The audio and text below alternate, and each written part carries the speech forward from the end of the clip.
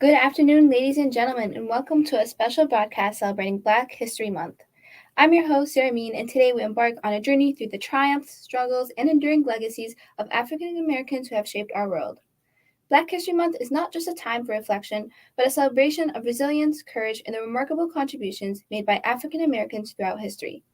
It's a time to honor those who have paved the way for social justice, equality, and progress.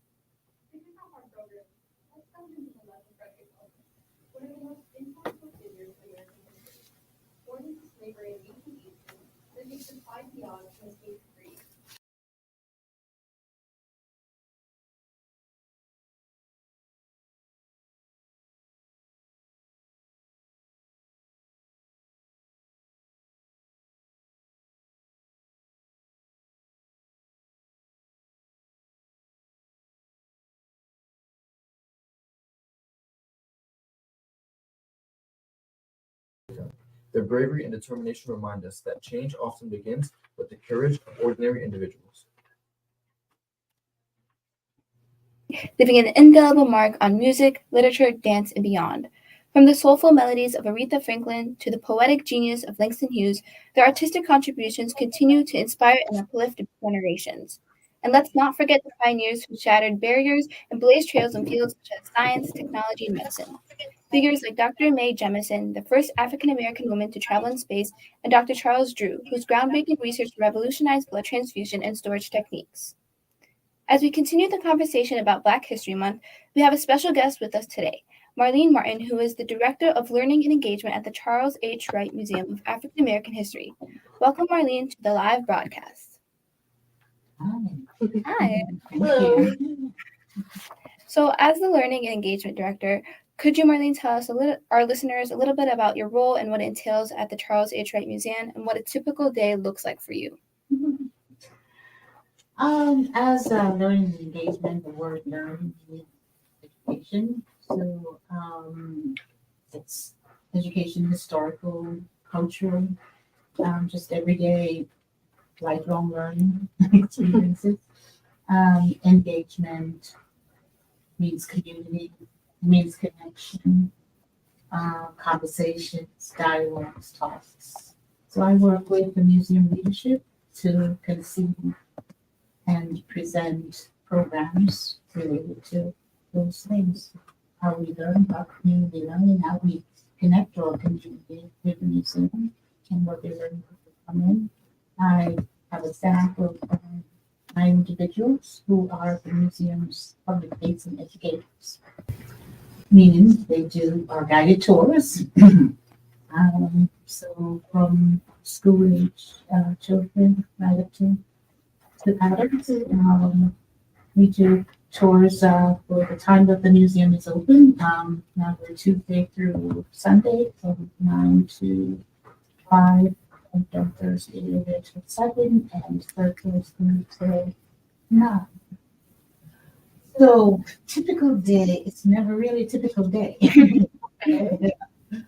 But mostly for the mornings, when I'm coming in and I check in with 2 of my managers who are managers of youth and family programming, who really organizes the tour, and my manager of community engagement, and just to see if there are any changes in my schedule, any bumps in the day ahead, and make sure all of the educators are in place and they to do their guided tours. There are always lots of meetings. Oh, no. Usually a meeting of the mind, so really have to work more efficiently. So meeting with leadership, meeting with the community, meeting with other groups, also develop partnerships with other organizations. We have sometimes some exchange with other museums, like the International Museum. So we will go to them, they'll come to us, conversations about the programming we're developing, and just share the experiences with what we do. And that sounds very beautiful and very eventful and very rewarding, especially. Can you specify any specific programs that you do for Black History Month, like educational events, things like that? That's always a favorite question for me because I will tell you that we celebrate Black History What a surprise. 365 days of the year because that's what the museum is about, so African American history. But as far as something significant, we do have some signature events. I actually think we begin celebrating Black History Month from Martin Luther King Jr.'s Day, which is January 19th. We do a, that is one of the national federal national holiday. There's also a day of service, right? Yeah. So whether you're thinking about services in a congregation, church, or services in a service in a community, so we look at that day as a day of reflection, and we look back at the life of Dr. King. We have a breakfast, just a communal breakfast, and then we have some keynote speakers. We have a couple of reverends giving vocation speeches, and a keynote speaker, and then some educational programming. This past MLK Day, affection, we were honored to have this young woman, Janelle Austin, who is the founder and executive director of George Floyd Global Memorial out of Minneapolis. Oh. And that was really such an incredible day to really have her speak about the founding of this memorial based on what happened in the murder of George Floyd, and really that global perspective of what George Floyd's murder meant, and over the past 3 years, because it did go global and people really connected back to the African American community. And I think for me, that symbolized also the work that Dr. King had been doing in having a beloved community, and it was not just about Black history in America. It was just about history, right? And his the platform that he was on about really bringing us together to be unified, to be humane to each other, and to stand up for social and equal rights, justice. So I think that was just a great connection, and brought us kind of contemporary with what we're dealing with, the idea of Black Lives Matter. So that was just and she was just awesome in her delivery, and she also connected that to Dr. King's speech. I have a dream. And we always, we talk about having the dream, but what is the fulfillment of the dream? What that vision means. And I think she was able to sum that up and bring us, I guess, a little bit more contemporary with what we're experiencing right now as African Americans, because that struggle is continued. We're still fighting against so much violence in this country and in the world. It's an unfortunate truth. You're so right about that. Your story about Janelle, right? That was me. Yes. It really did. It stuck with me because just your program giving young artists that opportunity is actually amazing. It's very inspiring to see, and to know that your programs are there to give people the platform they need to express what they're passionate about is beautiful. Like, honestly. Now I understand that engagement with the community is a huge part of what you do. Just how does the Charles H. Wright Museum connect with the local community? There's so many ways. I bet. We, like I said, we have specific programming, such as the Day, that day. We have 16 people in the museum. Ooh. Mhm. What's the carrying capacity of the place? Well, they're not there together. They're standing in the same room. The museum is a very large place, so we have some exhibitions. Okay. That makes a bit more We sense had than what I was 200 picturing. though in for the breakfast in the rotunda, which is where when you enter the museum, Mhm. that's a big grove that you'll be in. And then we have the other floors where whether it's exhibitions or meeting spaces or just walk through. But families were there. They were very engaged in things like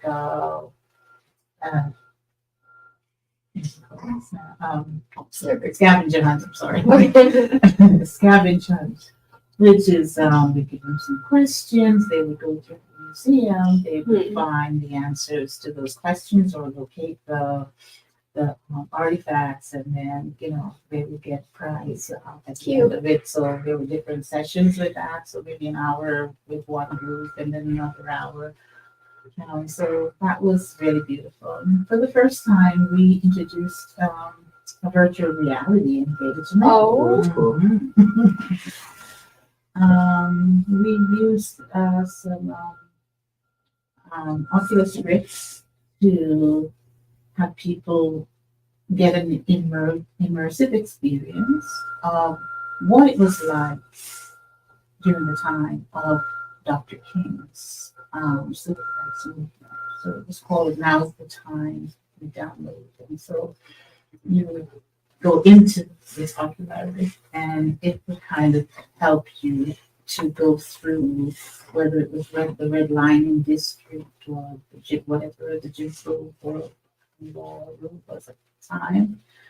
So I know that everybody that I didn't get to experience it, but everyone that did was really awesome, awed by it, especially young people, because it's new technology. That's something now that we are kind of ahead of with a lot of museums or technology. I think our core exhibition and Still We Rise is one of the most immersive experiences that you will find at a museum, because there are not just the artifacts to look at, but also recreate these communities and environments that people sojourn. Harriet Tubman comes to life when you walk through and you hear her voice. And we just opened up a new exhibition for one of our beloved Detroit judges, Judge Damien Keith. It's honoring the legacy of Judge Damien J. Keith. Yesterday. That's recent. Yes. Yeah. He was a United States circuit judge, and also a former United States district judge. Detroit loved him. He was one of those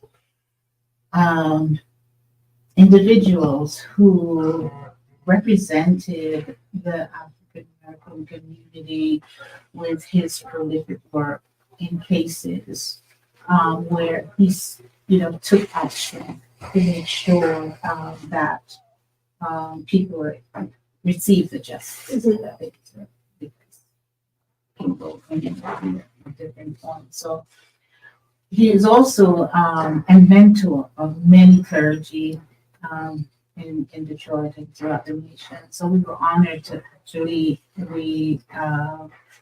he was a part of our exhibition already, but we actually renovated a whole new space, which is also now a little more technological advanced than some parts of the exhibition. So it's more interactive, so you could go back with him when he started to, his journey through 2020. So we're really proud of that. And what was your question?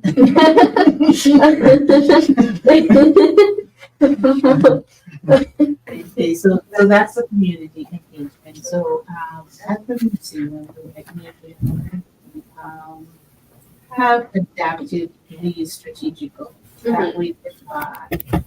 Our mission actually is opening minds and changing and transforming times. Ooh. So when we think about the Charles H. Wright Museum of African American History, we will have one of the largest American histories in the not the world. This museum was established by Dr. Charles H. Wright, who was a gynecologist and a obstetrician, and who's been noted for delivering about 11,000 children. Wow. So, Wow. community that alone, Mm-hmm. and that legacy of family and belonging with citizenship remains with us very strong. So the work that we're doing is centered on Detroit so that we can place Detroit on the national agenda, or that Detroit is placed on the national agenda when it comes to history, when it comes to culture, when it comes to a place, right? Because this city is like really significant in its contribution to the civil rights movement, to the music revolution, to the industrial revolution. So we make sure that we are living that legacy at the right. So community engagement is in various forms. While we focus on the African American experience, we'll have a Black History Month is kind of all the time. However, we will do this Black History Month, the month with book talk, Ooh. and celebration from Abraham Kennedy, who actually adapted Zora Neale Hurston's work, Barracoon. Now, Zora Neale had, this was one of her last publications. She was able to capture the story of Cudgel Lewis, as was told by himself. And this was what referred to as the last cargo. So this was the last slave that was brought to the Americas. And she was able to capture his story through an interview. And Abraham Kennedy has readapted or adapted the story so that young readers, so if they can really read it, because the way that it was written, it's in such heavy dialect that sometimes it can be hard. Yeah. But it held this story. So that was a conversation between Kennedy and our president, Neil A. Barkley, President CEO. And then last week we also had a conversation with Benjamin Crump, who is the attorney that has been at the forefront of all the state advocates for violence against Black persons, like George Floyd. Yeah.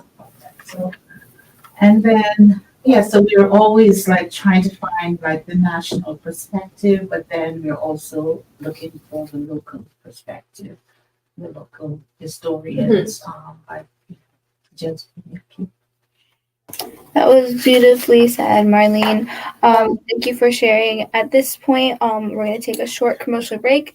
For now, we're leaving you with one of the hottest hits here at the Nest. This is Truth or Dare by Tyla.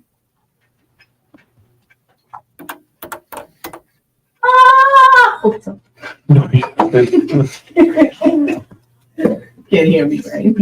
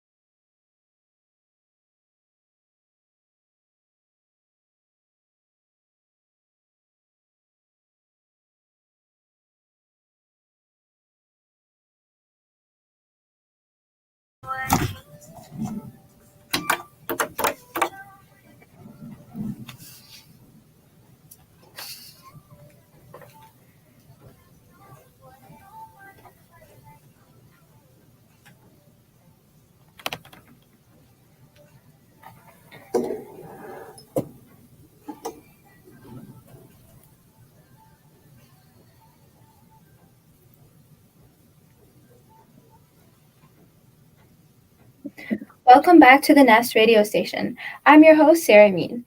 Today we have Marlene Martin, the Director of Learning and Engagement at the Charles H. Wright Museum of African American History. Director Martin is here to share her insights on Black History Month. Marlene, through firsthand accounts and interviews, how does the museum bring to light the personal stories of community members, creating more profound connection to our shared history as it relates to Black History Month?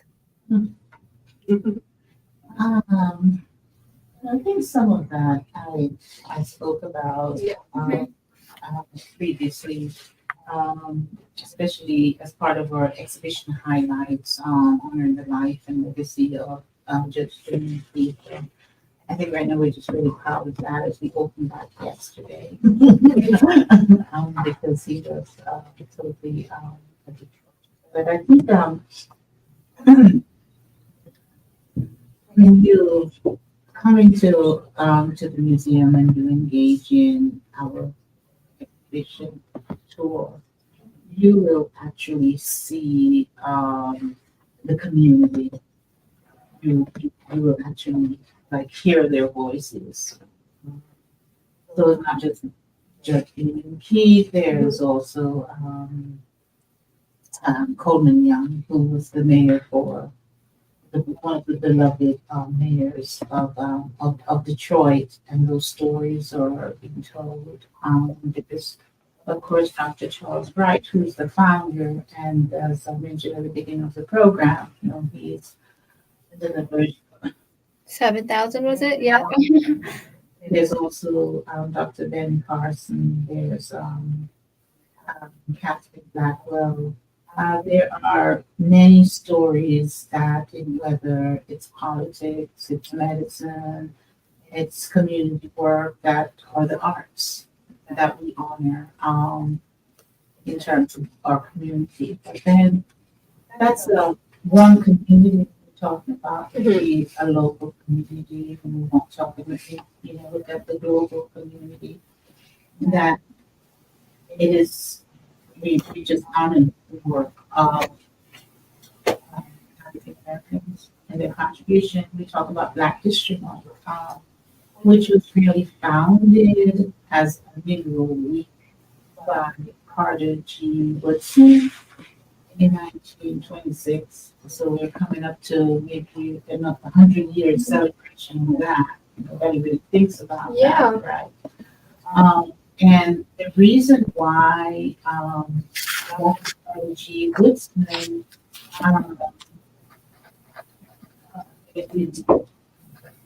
created this holiday was because during his time of education, he did not learn anything about the contributions of African Americans, of his people, but he knew that their work, they had contributed to their society.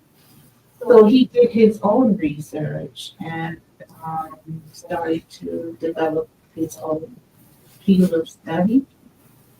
Dr. Woodson was one of the educators who was the second person to graduate with a doctorate degree from Ivy School. I believe it was Harvard. The other one was W.E.B. Du Bois. Mm-hmm. But Dr. Carnegie Woodson couldn't find a job. No university would hire him. So he created his own center for Negro life and history. And that's how this holiday began. It started as a week celebration and then grew into the month. But still at the same time, even that week was short or put on the back burner for very long. The national agenda became president, so that same week. So, Yeah. short. And then, of course, February is the shortest month in the year, so it's never seems to be enough time. Yeah. I always just say that at the Wright, we celebrate history, practice month, 365 days a week. So in each of these months, we just try to highlight different people. So it's not necessarily like one signature event or just many things that we do. We just incorporate things and integrate them into our program. So there's next month is Women's History Month, so we'll be having the poet Nikki Giovanni will be visiting for a conversation. We'll be doing showing a film that she's a documentary on her, and so we just like every month we find something to do to celebrate and just to uplift and to highlight, the work that we're doing. Black history is at the point where it needs to be erased. There are schools and the Board of Education that don't want to continue or just taking that part of their curriculum out of their educational system. So we just gonna have to Take matters to their own. and just find it, and that's why it's important. We're talking about technology, why it's important that we have technology into our education life, because people just don't go, oh, that's boring, it's a big old thing. Every time we have to change it, and our history is always changing. I mean, people are always evolving, so we just try to keep updated. So, Marlene, with the 100-year celebration of Black History, what started as a week coming up, what plans does the Charles H. Wright Museum have for the celebration? If you don't mind sharing with us, or what do you want to see? I know it might be like top secret, but No, that's enough.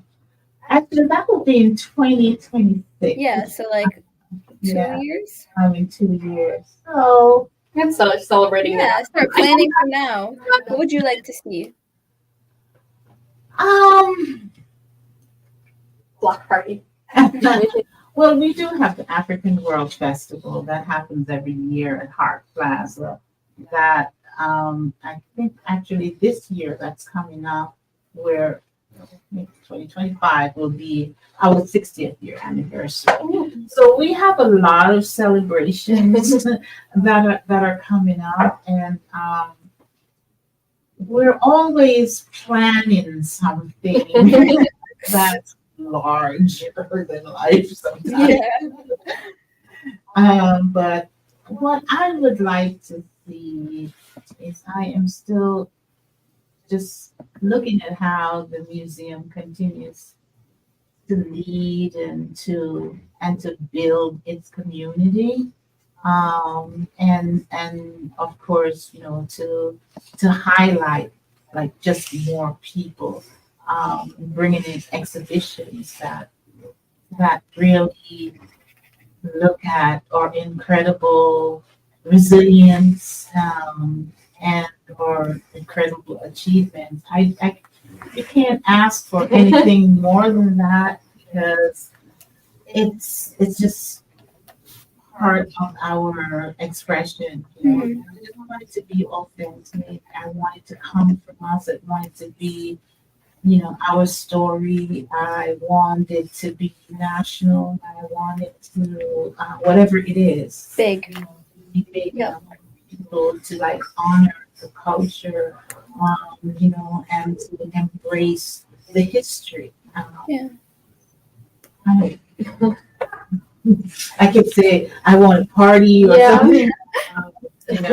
I think whatever we do is gonna be grand.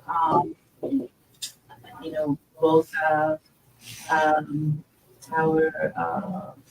president and CEO, he always goes and sees the most amazing things and want to bring it back to the museum. So I'm sure that he will have something almost better than World's Fair to us. Well, I have full faith in whatever you plan to do. It's super clear from your explanation just now that you do a great job at the museum showcasing the long and rich history of Black history. Can you tell us a little bit more about the process of selecting and showcasing exhibitions, and especially with a unique lens for this storytelling aspect of African American history?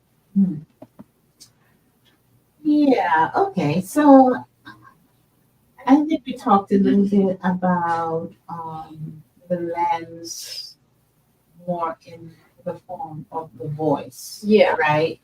So the first voice. So the first voice is coming from the African American perspective, right? And then the other first voice is being this iconic institution in this city and what that means, the significance of that, right? So when we think about curating a show, of course, we'll bring things in from maybe from the national, some traveling show, but we also build our own exhibition based on that. So we did the two exhibitions that come to mind. We did a photography exhibition on jazz, classical jazz artists, right? But then we developed a whole other exhibition on Detroit jazz. And it's not classical jazz out of the park because it was musical, it was vibrant, it was about Detroit jazz artists, and that's the selection line, right? Also developed a museum exhibition that came to us. It's Sanctuary, which is based on the Green Book, which is what was part of Jim Crow, where African American artists couldn't travel, or people really were afraid of traveling. But someone, Hugo came up with a book. He was postmaster, so he came up with a book that was especially written for the artists and travelers, where they could go, with hotels, with restaurants they could eat in, right? So with that sanctuary, we developed one that was based on the Green Book of Michigan, because a lot of these places were here in Michigan, right? And that's one of the things to think about Detroit and the community here, is that you can find a faith base somewhere, or you could find the support that you need with that. So, so we're always thinking about centering Detroit as part of the national agenda. With the dialogue we're having, or the issue that we're doing.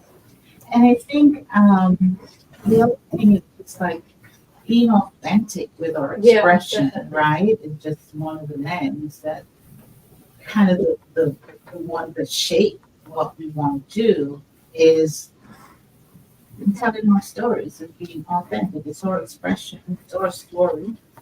And so, hey, how do we build that? So that's, for me, like the best way in which I think our exhibition like tops so many others. I love your right? pride. Yeah, I do have pride. But I would say our president, he does go out and he travels a lot, so he's invited to, different conferences and museum settings. So right now we actually have this exhibition that's about to close called Ruth E. Carter, Afrofuturism in Costume Design. So Ruth Carter is the 2-time Academy Award winner for costume design for Black Panther and Wakanda. Ooh. So we have, and then we have the costumes there from those films as well as Do the Right Thing by Lee, Selma from Dr. King's time, Roots. I don't know if you guys have heard of any of these phenomenal movies, Malcolm X. Yeah. They're there. These costumes are there too, of our exhibition spaces. And they end the end of March. So We still have we time. still have time. So that visit, is make sure you come in and check it out. And then we did all these two other exhibitions last month and with someone. We have two photography exhibitions. One is the Audacity to Thrive, which is Adrian Wahi's interpretation of Black joy and resistance, right? Which kind of showcases Black people in out street festivals, just let the pride, no matter what, how persecuted you're being, they still can Yeah. laugh and hug. And then John Dowell Paths to Freedom, which is an older photographer, but his work is focused on cotton. And I think he said that he had this dream from his grandmother about this cotton field, and he went and started photographing and kept on going back and kept on going back. It's really beautiful. At different points of life, it's like if you've seen cotton, how you see cotton in a different light, seeing it at night, and it gives you a different kind of light, see it with his interpretation of it can be ghost-like, and cotton was one of the things that was big part of our enslavement, So it's those kinds of things that I think that we do well when we are talking about it for ourselves, what we dream about, how we interpret that, what we've heard, what stories we've been told, what lessons we've learned. Those are the way that our curatorial insights come into play. So, Marlene, you said you focus on an exhibit or an influential figure every month, correct? Mhm. Is that an oversimplification? Yeah. I don't know if one every month, but Is it more like a theme? sometimes it depends. I just try to, I try to interpret kind of what's going on in the world. Okay. Yeah, relevant. I Yeah. think I was about to ask you. You just answered my question. I was going to ask, how do you select what you focus on for that month? Right. It makes sense for you to focus on what's going on around the world. Yeah, definitely what's going on around the world. And then, like I was saying previously, you might look at Women's History Month, so then we'll look at a poet, a woman, we'll talk about her health or strength, that kind of stuff. We'll have maybe Ruth Carter will be coming back to close out our exhibition. We'll talk about the history of fashion, which really, also relates to us as women. Mm-hmm. Maybe in April. April was also Earth Month, but it's also music, Black Music Month, Appreciation Month. It's also Earth Month. Poetry, right? So we can look at that. I'm right now looking at maybe doing a tribute to a group called Sweet Honey in the Rock, which is an a cappella group that did these freedom songs. So I just find these little things. I look to see what's relevant, how old some things are. Does it need to be revised? Do we need to talk about that again? And how do we talk about it again when we talk about it again? Because we always have to repeat ourselves. Yeah, so we get definitely. hurt, right? So we look at different things. But again, I think it's more of our living and shared experiences and what's relevant, right? Yeah. There's always the national agenda, that you have to watch out for. So we need to talk about voting matters soon, right? Yeah. So, so what are we gonna do then, right? So we do have an exhibition that's called Voting Matters. I don't know if we'll go back to that, but we'll be doing something related to it.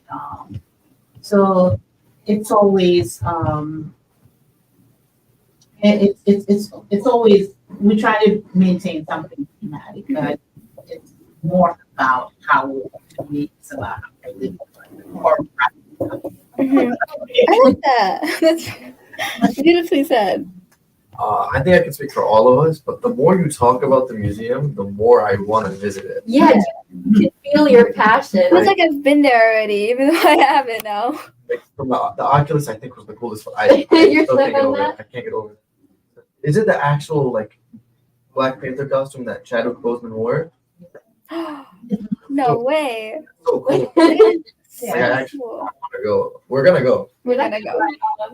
you don't get to try them, but you do get to look In at the it. same room as it? Yeah. That's Same enough for me. room Yeah. as it, yeah. I guess I'll take that word. Yeah, it's really a beautiful exhibition. When you think about it like that, you know, you don't get to try the thing, but when you get in the room with it, it just becomes like so magical. You feel the spirit and the energy from the garment, Mhm. and then just hearing the stories behind them and how she developed them. And that's, she'll talk about technology in that too. All right. So that's pretty. Do you have a favorite?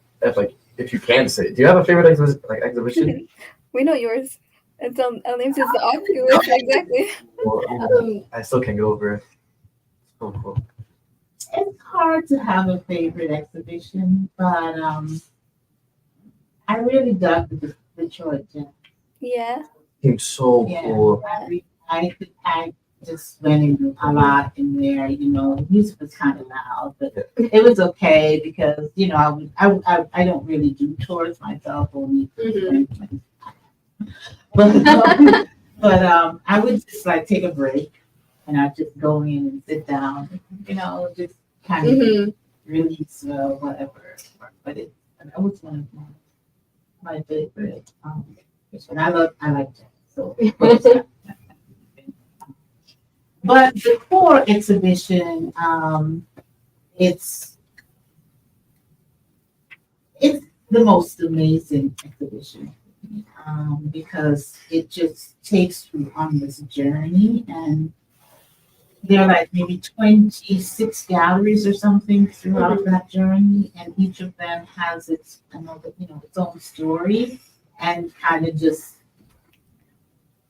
Yeah. grabs you, We get right? it. Yeah, it really, you feel it, but it also it can take a toll on this, our stories. You know, the word resilience sounds so beautiful, but it's really more of a tragedy. Yeah. A tragedy and triumphs. So sometimes I get impacted by that, and so that was and I love the Ruth Carter exhibition because I've seen all the movies that been there. So I really love that, and I do love the idea of Afrofuturism, and I think that is a great thing for us right now at the Wright. We really look at some of the things that has happened in the recent past, right? And how we are going to position ourselves in the immediate future, right? I think even asking about the celebration of the 100th celebration of Black History, Black History Month, and also our 65th anniversary, or 50th anniversary. Those are the things that for me are immediate. And how do we compose them to making sure that we're taking and sending the right message in the future. I think a lot of what we do is based on our magic, our spirit, our ancestors, and that's what's going to lead us into the future. I think people learn from us, even though they may not say that they do. But I think that Black people have such an important position in the future. And I hope that I'm part of that leadership that's needed. Just hearing you talk about how much you love this museum and all of its exhibits, I'm sure that you will be. Like, there's no way this isn't you paving the way for that wonderful future. Marlene, I've been wondering, how long have you been the director? I've only been there 16, 17 months. Oh, wow. And you're already speaking this beautifully of it. I love that. But it is my history. It's a part of my culture, and I've been living that without working at the museum. The museum has been working at me. I think I'm a part of the living history. I'm a part of the living museum. So the time that I'm there now, it's irrelevant. It's what is most irrelevant is what I do now. Beautifully said. So Marlene, are there any final thoughts or discussion points that you wanted to touch on about Black History Month and the Charles H. Wright Museum before we end off today? I would just encourage each and every one of you that's listening to take the time out to visit the museum. Yes. We have a second Sunday that's free to the public, and you can come and see all of the exhibitions on second Sunday of the month, right? Okay. So I put that out there so that you should not, your visit should not depend on whether you have $15 or $30 or whatever it costs to get in. Your visit should be based on you want to learn, you want to be a part of a learning institution, you want to be a part of a cultural repository, and you just want to be a part of something that's great and magnificent. And I know that you love just walking in the building alone in that we call it the rotunda, in that global space. Just that alone, you feel good, right? So there's a spiritual thing. So come and experience that, right? Beautifully said. Thank you so much, Marlene, for joining us today and offering to talk about the importance of Black History Month in the Charles H. Wright Museum of African American History. It's been a pleasure speaking with you today. This concludes today's live broadcast. Tune in next time for more enlightening discussions on the Nest radio station. Until then, stay curious and be sure to check out the Charles H. Wright Museum. And we're all good.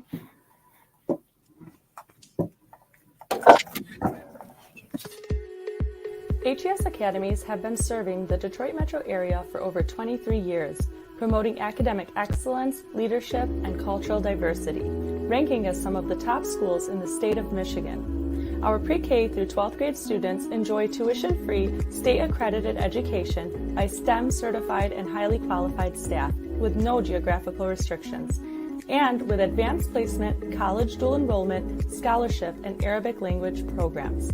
Nor International Academy in Sterling Heights at niapsa.org, Star International Academy in Dearborn Heights and in Canton at starpsa.org, Universal Academy in Detroit at universalpsa.org, and Universal Learning Academy in Westland at ulapsa.org. Join HES Academies today and enjoy a free Chromebook for every enrolled student.